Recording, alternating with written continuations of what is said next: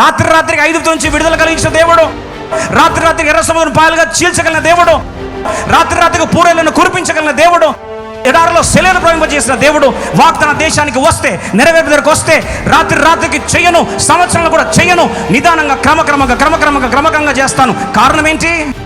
Little by little ఒకేసారి ఇస్తే అది పాడైపోతుంది. ఎందుకు పాడైపోతుంది అంటే అడవి మృగములు నీ మీద విరుచుకుపడతాయి, నేను చీల్చి పడేస్తాయంట. అదేంటి ప్రభా, ఎందుకు చీల్చేస్తాను ఆయన అంటే ప్రభు అంటాడు, ఒకేసారి కానీ హెచ్చింపు వస్తే, ఒకేసారి విడుదల వస్తే, ఒకేసారి ఆశీర్వాదం వస్తే, ఒకేసారి వాగ్దాన ఫలం వస్తే అది నీ పాలిట శాపంగా మారుతుంది.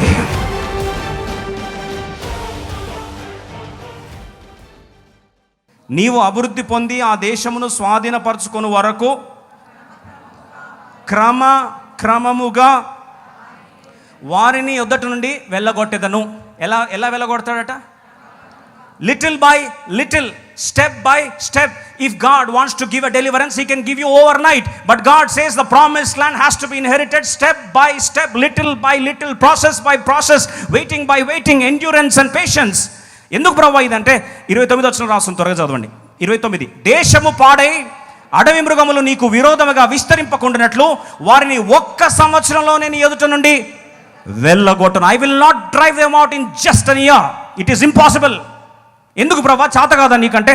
రాత్రికి ఐగుప్తు నుంచి విడుదల కలిగించిన దేవుడు, రాత్రికి ఎర్ర సముద్రం పాయలుగా చీల్చగలిగిన దేవుడు, రాత్రికి పూరేలను కురిపించగలిగిన దేవుడు, ఎడారిలో సెలవును ప్రవహింపజేసిన దేవుడు వాగ్దాన దేశానికి వస్తే, నెరవేర్పు దగ్గరకు వస్తే రాత్రికి చెయ్యను, సంవత్సరంలో కూడా చెయ్యను, నిదానంగా క్రమక్రమంగా చేస్తాను. కారణం ఏంటి? వై? Little by little. ప్రభు అంటాడు, దేశం ఏమవుతుంది? ఒకేసారి ఇస్తే అది పాడైపోతుంది. ఎందుకు పాడైపోతుంది అంటే అడవి మృగములు నీ మీద విరుచుకుపడతాయి. The beast will fall on you and will engulf you, that it will totally raven you. నేను చీల్చి పడేస్తాయంట. అదేంటి ప్రభా, ఎందుకు చీల్చేస్తాను ఆయన అంటే ప్రభు అంటాడు, నీకు విరోధముగా ఉండే అడవి మృగాలు ఒకేసారి కానీ హెచ్చింపు వస్తే, ఒకేసారి విడుదల వస్తే, ఒకేసారి ఆశీర్వాదం వస్తే, ఒకేసారి వాగ్దాన ఫలం వస్తే అది నీ పాలిట శాపంగా మారుతుంది. It was a shocking revolution. మనలో చాలామంది ప్రార్థిస్తాం, ఎందుకయ్యా వివాహం ఆలస్యం అవుతుంది, ఎందుకయ్యా పిల్లలు పుట్టడం ఆలస్యం అవుతుంది, ఎందుకయ్యా నాకు రావాల్సిన డబ్బు ఇంకా రాకుండా ఆలస్యం అవుతుంది, ఎందుకయ్యా నా సమకూర్పు ఆలస్యం అవుతుంది, ఎందుకయ్యా పరిచర్య ఫలమును చూడలేకపోతున్నాను, ఎందుకయ్యా ఆత్మలు ఇంకా రావట్లేదు, ఎందుకయ్యా అని ఎందుకు ఆరోగ్యం విషయంలో, స్వస్థత విషయంలో, విడుదల విషయంలో, సమకూర్పు విషయంలో, సమాధాన విషయంలో వై భర్త ఎందుకు మారట్లేదు ప్రభా, పిల్లలు ఎందుకు ఇంకా స్వస్థపరచబడలేదు, పిల్లలకి ఇంకెందుకు జీవితం సెటిల్ అవ్వట్లేదు, కెరీర్ ఇంకా బాగా అవ్వట్లేదు, ఇన్ని వాగ్దానాలు ఇచ్చావు కదా ప్రభా, వాగ్దానం ఇస్తే డన్ అని చెప్పి వాగ్దానం వింటున్నాం కదా ప్రభా, ఇంకెందుకు నెరవేర్చలేదు అంటే ప్రభు జ్ఞాపకం చేస్తున్నాడు, ఒకేసారిగా నీ చేతికి తీసుకొచ్చి పెడితే క్రూర మృగాలు ఆ దేశాన్ని ఏం చేస్తాయి? పాడు చేస్తాయి. ఆ దేశం ఎట్లా పొందుకుంది? వాగ్దాన దేశం. అంటే వాగ్దాన స్వాస్థ్యం మీద అడవి మృగాలు ఏం చేస్తాయి? దాడి చేసి ఒకేసారి ఏం చేస్తాయండి? సర్వనాశనం చేస్తాయి. ఈరోజు ప్రశ్న, అసలు అడవి మృగాలు మనం ఎందుకు దాడి చేస్తాయి? Why should they do that? మళ్ళీ ఒకసారి చూస్తే ద్వితీయోపదేశకాండం 7వ అధ్యాయం 20 ప్రభు అంటాడు, భీకరుడైన దేవుణ్ణి, శత్రువుల్ని భయపెట్టడానికి నాకు పెద్ద కథ ఏం కాదు, వణికించగల సామర్థ్యం గల దేవుణ్ణి, అయినా సరే 7:22 ద్వితీయోపదేశకాండంలో అంటాడు, క్రమక్రమముగా Deuteronomy 7:22 క్రమక్రమముగా కొద్ది కొద్దిగా క్రమక్రమముగా నేను ఈ జనములను తొలగించును, అడవి మృగములు విస్తరించి నీకు బాధకములుగా నుండకవచ్చును గనుక వారిని ఒక్కమారే నీవు నాశనము చేయ తగదు, అది నీకు క్షేమకరము కాదు. అయితే ప్రశ్న, మరి జవాబు రాదా? వాగ్దాన ఫలం జరగదా? అంటే నా జీవితంలో వాగ్దానాన్ని చూడనా?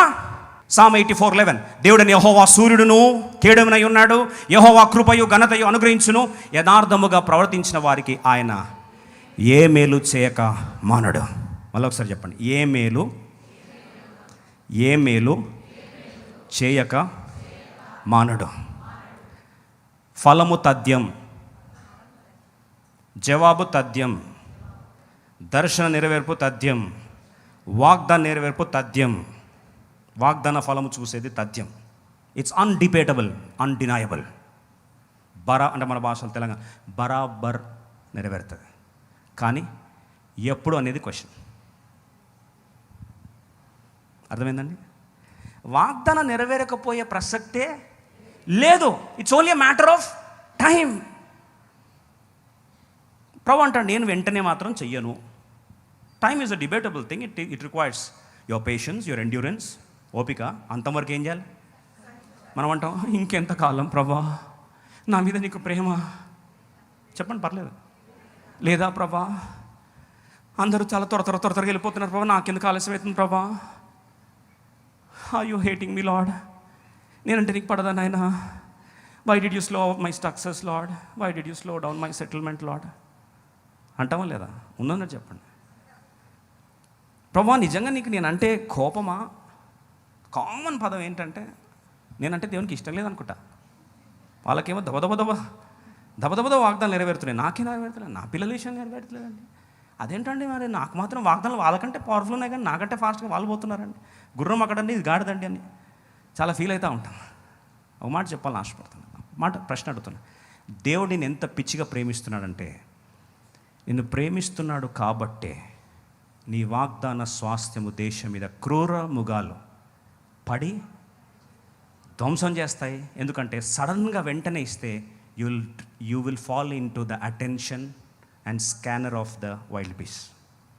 ఏదైనా సడన్గా దేవుడు మనకి ఇచ్చాడు అనుకోండి, వెంటనే ఇచ్చేసాడు అనుకోండి, రెండు జరుగుతాయి నాకు తెలిసి. ఇప్పుడు 1000 మందిలో నుంచి ఇప్పుడు నన్ను పక్కన జరిపారనుకోండి, ఫోకస్ ఎవరి మీదకి వస్తుంది? మాయకంగా చెప్పకండి అండి, ఎవరి మీద వస్తుంది ఫోకస్? నా మీద వస్తుంది. ఇప్పుడు క్రూరముఖం ఫోకస్ ఎవరి మీదకి వెళ్తుంది? మీ మీద వెళ్ళదు, నా మీదకి వస్తుంది. See, suddenly when God promotes you or exalts you, you have a higher chance of higher attention of the beast. క్రూరముఖం యొక్క గమనము ఫోకస్ ఎక్కువ పడుతుంది. క్రూరముఖం పడిన తర్వాత ఏం చేస్తుంది? అబ్బా చాలా దేవుడు దీవిస్తున్నట్టదా? క్రూరముఖమే క్రూరత్వం పడి ఏం చేస్తుంది? So 2 points, you are either uncovered, number 2, you are standing out in such a way that you will be the easy target. ఈ రెండే జరుగుతాయి. ఇప్పుడు వెంటనే అటాక్ కావద్దు అంటే దేవుడు ఏం చేస్తాడంటే అందరిలో పెట్టినట్టే పెడతాడు. మన బాధ ఏంటంటే మర్చిపోయింది దేవుడు, అంతే కదా. వాగ్దానం నెరవేరలేదు, ఇచ్చాడు, రెండే పాసిబిలిటీస్. ఆ వాగ్దానం అన్న తప్పై ఉండాలి, లేదా నా మీద దేవుని కన్నా కోపమై ఉండాలి. ఈ రెండు కాకపోతే నేను ఆరాధించే దేవుడు అబద్ధమై ఉండాలి. ఈ మూడే కదా పాసిబిలిటీస్, అంతే కదా. ఆ పాసిబిలిటీస్, 3 పాసిబిలిటీస్ ఆలోచిస్తాం. కొన్నిసార్లు మనకు అనిపిస్తుంది, అంటే వాగ్దానం ఆలస్యం అయ్యేసరికి ఒక ప్రశ్న అడుగుతాను. ఇప్పుడు దేవుడు మనల్ని 2019లో వాగ్దానం ఇచ్చాడు, 1000 రెట్లు ఆశ్రయిస్తాను అన్నాడు లైఫ్ టెంపుల్. 70 మందితో స్టార్ట్ చేశాం. 70 మంది ఉన్నప్పుడు ఎక్కువ ప్రేమించాడా? ఈరోజు 3000 మంది ఉంటే ఎక్కువ ప్రేమిస్తున్నాడా? సరే దేవుని వాస్తవం వదిలేసాడు, మనం అనుకునేది ఏంటి? 3000 అప్పుడు ఎక్కువ ప్రేమిస్తున్నాడు, 70 అప్పుడు తక్కువ ప్రేమిస్తున్నాడు. ఫ్యాక్ట్ అదే, మనం అనుకునేదైతే అదే. 70 మందే ఉన్నారు కాబట్టి నన్ను దేవుడు 70 ప్రేమిస్తున్నాడు. ఎప్పుడు అదే ఆలస్యం చేసి ఉంటే సరే 5 years కదా, ఒక 50 years చేశాడు అనుకో దేవుడు. ఏంటంటే దేవుడికి నేనంటే మేమంటే ప్రేమ అంత లేదు, అసలు వాగ్దానమే తప్పై ఉండొచ్చు కూడా. ఏమంటే దేవుడు అదే సడన్గా 3000 ఇస్తే దేవునికి ఎంత ప్రేమ కదా. అది 1,00,000 అయితే అబ్బో విస్తృతమైన ప్రేమ దేవునికి. మాట చెప్తానండి, 70 అప్పుడు నేను ఎంత ప్రేమించాడో, ఏమీ లేకుండా 0 ఉంటే కూడా అంతే ప్రేమిస్తాడు. కోట్ల మంది తీసుకొచ్చి ఇస్కరేణులు చేస్తే కూడా అంతే ప్రేమిస్తున్నాడు. నిన్ను ప్రేమిస్తున్నాడు కాబట్టి కోట్ల మంది ఫలము, వాగ్దాన ఫలం చూడాల్సిన నీవు ఆలస్యం అవుతుందంటే, క్రూరముగాలు వచ్చి చిదిమేస్తే ఆ కోట్ల ఫలితం ఒక్కసారి బుగ్గిపాలవుతుందని తెలిసి నేను కాపాడడానికి ప్రేమ నిన్నేం చేస్తుంది? కప్పేస్తుంది. You God really loved you, he covers you, he delays you, he slows down things in your life. Slow చేస్తాడు దేవుడు.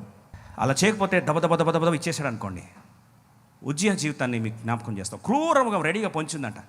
ఉజ్జయ జీవితం ఎంత అద్భుత జీవితం అంటే, 2వ దినవృత్తాంతం 26వ అధ్యాయము 5వ వచనంలో దర్శనాలు దేవుని నుంచి ప్రత్యక్షలు పొందుకోవడమే కాదు, 15th verseలో అద్భుతమైన మాట చూడండి. First time engines, technology, transmission, shipping ఇవన్నీ కూడా ఒక లెజెండ్ అండి. అంటే అంత సైంటిఫిక్ ఎక్స్ప్లోజన్ నాకు తెలిసి ఇంకా ఏ రాజు హయాంలో జరగలే. సొలొమోన్ కంటే ఎక్కువ సైంటిఫిక్ ఎక్స్ప్లోజన్ జరిగింది ఎవరి టైంలో అండి? ఉజ్జయ టైంలో. చదువుదాం త్వరగా, 26-15 both the verses, Telugu and English.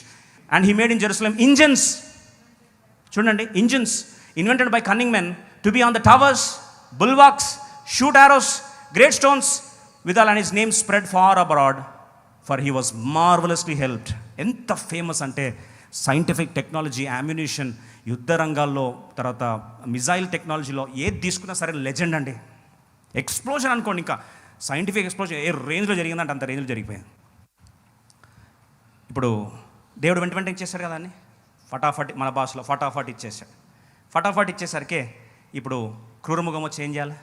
కాటేస్తే. ఏం క్రూరముఖం? నెక్స్ట్ వచనం, 16వ వచనం. అయితే, అందరం కలిసి చదుదాం. అయితే అతడు స్థిరపడిన తరువాత అతడు మనస్సున గర్వించి చెడిపోయాను. అతడు ధూపపీఠ మీద ధూపం వేయటకై యెహోవా మందిరంలో ప్రవేశించి తన దేవుని యెహోవా మీద ద్రోహము వెళ్ళాడు. పట్టుకున్నాడు ధూపార్తిని, చెయ్యి కుష్ఠరోగం వచ్చేసింది.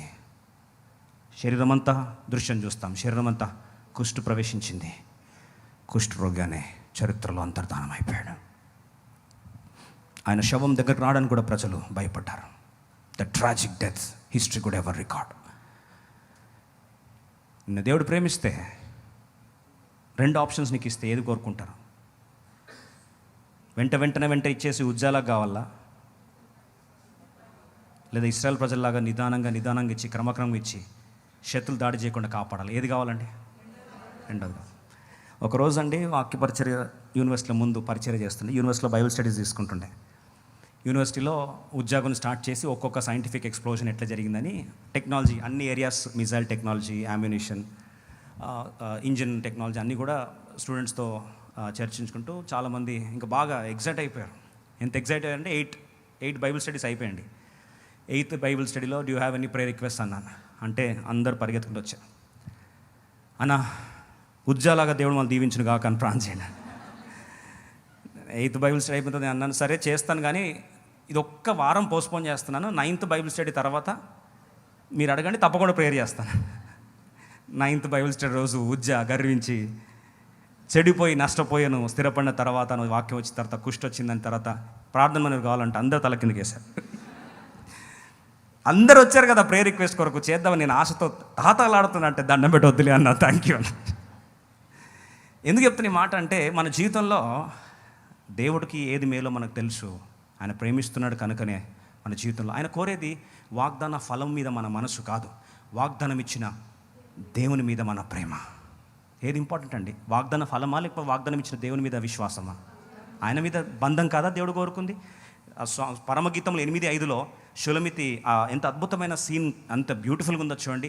తన ప్రియుని మీద ఆనుకొని అరణ్య మార్గమున వచ్చినది ఎవతే. ఎక్కడి నుంచి వస్తుందండి? అరణ్య మార్గం. అరణ్యం ఎందుకు తీసుకెళ్తున్నాడంటే ప్రియుని మీద ఏం చేయాలంట? ఆనుకోవాలి. How beautiful it is. ఎర్ర సముద్రం ఎందుకు తీసుకొచ్చాడంటే ఊరక నిలుచుండి చూడుడి యెహోవాను నేనే, ఎడారి దారిలో నా కన్నీటిలో నా పక్షము నిలిచి నా ముందరే నడిచే, నీ శక్తినే చాట నన్నుంచనే ఇచ్చోట, నిన్నెరుగుటే నా బలం. దేవుని ఎవరో తెలుసుకోవాలని కదా ఇంత రాద్ధాంతం అంతా. దేవుడు సమస్తం అందుకొరకే ఉజ్జీవాలు, అద్భుతాలు, స్వస్థతలు చేస్తూ దయ్యాలున్న వాళ్ళు ఇలాగొట్టి చనిపోయిన బతికిస్తూ ఉన్నారంట. ప్రభు అన్నాడు, అక్రమం చేయవారులారా వెళ్ళండి, మీరెవరో నాకు. ఎంత విషాదం. 1 సమూయేలు 3:1 సమూయేలు పరిచర్య చేస్తూ ఉన్నాడు. 1 సమూయేలు 3:7 రాస్తుంది, సమూయేలు ఇంకను యెహోవాను ఎరగకుండెను. He did not know who God was. God expects the relationship and to know him. ఆయన ఎవరో మనం ఏం చేయాలి? తెలుసుకోవాలి. చాలాసార్లు మాట బాధతో చెప్తున్నా, దేవుడు నీకు వచ్చే ఆశీర్వాదము దేవుడు ఒకేసారి సడన్గా ఇస్తే నేను మాట చెప్తాను. ఈరోజు చాలామంది నేను ప్రార్థన చేసిన వాళ్ళు ఉన్నారు. మందిరంగా కన్నీటి ప్రార్థన చేశాను కొంతమందికి. దేవుడు కమిషనర్ల పొజిషన్లో పెద్ద పెద్ద స్థాయిలో ఎలా దీవించాడు దేవుడు వాళ్ళంటే, ఈరోజు ప్రార్థన ఫలముగా వాగ్దాన ఫలం వచ్చింది. I'm sorry to tell you this. ఈరోజు బార్లలో కూర్చొని తాగుతూ ఉన్నారు.